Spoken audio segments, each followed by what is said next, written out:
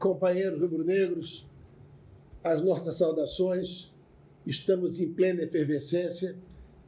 Digo a vocês, em especial o querido companheiro do blog, o Henrique, prefere o texto, mas hoje vai por aqui mesmo, porque é mais fácil a comunicação. Há um furacão, não é, no ar em função da nota emitida pelo Conselho Diretor do Flamengo, em especial pelo presidente Rodolfo Landim. É uma nota que eu considero bélica sem nenhuma necessidade. Há um ponto desta nota em que se coloca da seguinte forma: estes ataques vêm daqueles que viram cessar seus privilégios dentro do clube, certamente se referindo a alguém da gestão passada, daqueles que vivem do sensacionalismo barato de algum companheiro de imprensa que deve ter publicado alguma coisa que não deve ter sido do agrado, e daqueles que perdem com o Flamengo mais forte, provavelmente a turma do arco-íris. Se pudesse mandar uma mensagem para o presidente Rodolfo Landim, eu diria o seguinte: ao invés disto aqui, seria muito mais simples. O presidente ter colocado nota oficial, Conselho Diretor do Flamengo, no qual o presidente sou eu, reitera confiança total e restrita no nosso treinador Abel. Ponto, acabou. Todo mundo iria entender que o Abel segue, que não há nenhum tipo de dúvida. Agora, algumas coisas não ficaram aqui de acordo com a realidade dos fatos. Não foi invencionice se dizer que vários dirigentes rubro-negros ficaram chateados com a colocação do Abel feita lá na entrevista coletiva. Isso efetivamente houve. No momento em que ele abraçou, beijou, cafungou o Internacional, colocou o Beira-Rio no colo, quando o Flamengo aqui tenta colocar no colo o Maracanã, isso aí bateu mal, sim. Isso não foi invencionismo de ninguém. Ninguém inventou isso. E uma outra coisa que eu queria colocar: estou inteiramente à vontade para falar. O processo aqui no blog é absolutamente democrático. Se você me perguntar agora, nesse exato momento, você manteria ou demitiria o Abel? Eu manteria. Ainda manteria o Abel. E depois explico por quê. Mas não é o que ocorre aqui com relação aos outros rubro-negros. Eu acho que o pessoal do Flamengo está perdendo uma oportunidade única de tirar partido deste mundo novo, em que num segundo se tem uma percepção exata das coisas, de uma maneira globalizada. Eu, outro dia, fiquei assustado, eu recebi um telefonema do Radamés e o Radinha dizendo o seguinte: Kleber, eu estou espantado, foram mais de 100 e tantos comentários e havia quase uma unanimidade com relação à necessidade de se demitir o Abel. E isto é um fato para ser pensado. Eu sei que o Flamengo tem que ser dirigido de dentro para fora, não pode ser de fora para dentro. Mas como é que você vai ignorar exatamente o que o seu freguês pensa? Ou seja, como é que você vai ignorar o que o seu consumidor esteja pensando? E melhor ainda, não vou dizer pior, melhor ainda, é que este consumidor é um apaixonado pela causa comum entre as partes. Então, o problema do Flamengo, a meu conceito, é outro. Eu acho que o presidente Rodolfo Landim deveria definir o comando do futebol. Futebol, eu aprendi, é feito por pouca gente e com um comando inteiramente definido, claro, porque só assim os profissionais, os jogadores respeitam. Quando eles desconfiam que a coisa está no ar, que quem está ali não tem este poder todo, fica muito complicado. Fica realmente muito complicado. Então, este é o principal problema. Eu diria o maior problema do Flamengo: definir o comando.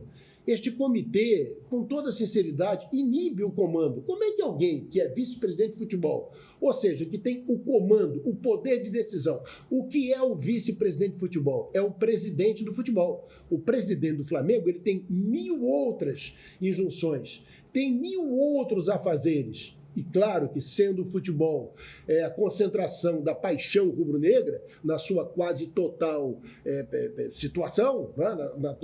na sua totalidade, caramba, há de se ter ali o presidente do futebol, que é o vice-presidente de futebol. Ah, ele vai fazer e decidir tudo sozinho? Claro que não. Evidente que não. O presidente do clube, em se tratando de futebol, ele também tem que participar. Agora, quando há uma sintonia fina entre o presidente do clube e o vice-presidente de futebol, as coisas caminham. E fica muito claro que o futebol tem o seu presidente, que é o vice de futebol, e tem também o presidente do clube, que, caramba, é o presidente do clube. Né? O regime é presidencialista. A sensação que se tem é de que este comitê ele é formado para que exatamente o vice-presidente de futebol não tenha plenos poderes. É como se houvesse uma certa desconfiança. E a maneira de se encontrar uma alternativa para não deixar o vice-presidente ter plenos poderes é a criação deste comitê do futebol, que, a meu ver, não faz nenhum sentido. E digo aqui com total franqueza, e se o presidente Landim, por acaso, tiver acesso a esse post, com total franqueza, se porventura, presidente, o senhor tiver confiança total e restrita no Marcos Braz, o senhor o prestigie e o deixe lá. Agora, se o senhor não tem confiança nele, coloque lá alguém que seja da sua confiança. Mas não faça do futebol do Flamengo esta confusão infernal onde todos mandam e ninguém manda rigorosamente nada. Fica no ar. É impressionante como é que certas coisas no Flamengo são definidas exclusivamente pelo treinador. O Abel define que o time é o time reserva. Como o Abel define que é o time reserva? O Abel tem o direito de escalar quem ele bem entender. Se vai colocar o Pará, se vai colocar... Bom, é problema dele. Agora, o conceitual, a filosofia, isso pertence à diretoria. Até porque há outras injunções nisso. Quando se coloca um time reserva e não o principal, você mexe com uma série de situações, não só com a situação dentro de campo. E isso aí extrapola a competência do treinador, vai além, passa para o institucional, que seria, no caso, o vice de futebol, somado ao presidente do clube. Então fica aqui o meu recado. Não quero me alongar, eu queria responder ao Henrique sobre o lance do profissional, em que ele fala aqui, questiona o que o Pelaipe está fazendo lá. O Paulo Pelaipe, até onde eu sei, é um gerente de futebol. Ele tem acima dele, sei lá quantos, 7, 8, 9, 10 pessoas. Então ele tem que se limitar àquilo mesmo que ele faz, não há outra alternativa. Embora ele tenha vivência na coisa, seja do ramo. Né? Enfim, é isso. O recado final é esse. O problema, a meu conceito, sei que vou contrariar muita gente, o problema básico não é o Abel.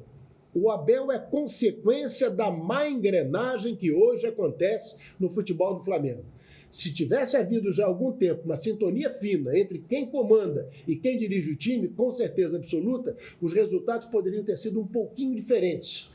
Muito embora não se possa reclamar muito, não é? Até porque este ano o Flamengo já ganhou um campeonato carioca, dá uma tropeçada aqui inesperada, acontece outra lá e tudo mais e tal, e vida que segue.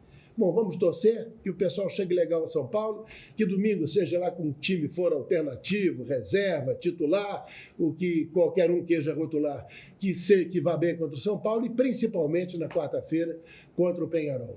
Como recado final, meu querido presidente, se por acaso tiver acesso a esse post, dê uma avaliada, dê uma repensada, sabe? Nada na vida funciona e emplaca quando não há sinceridade, quando a coisa não é firme, quando não se tem confiança, quando não é no bigode.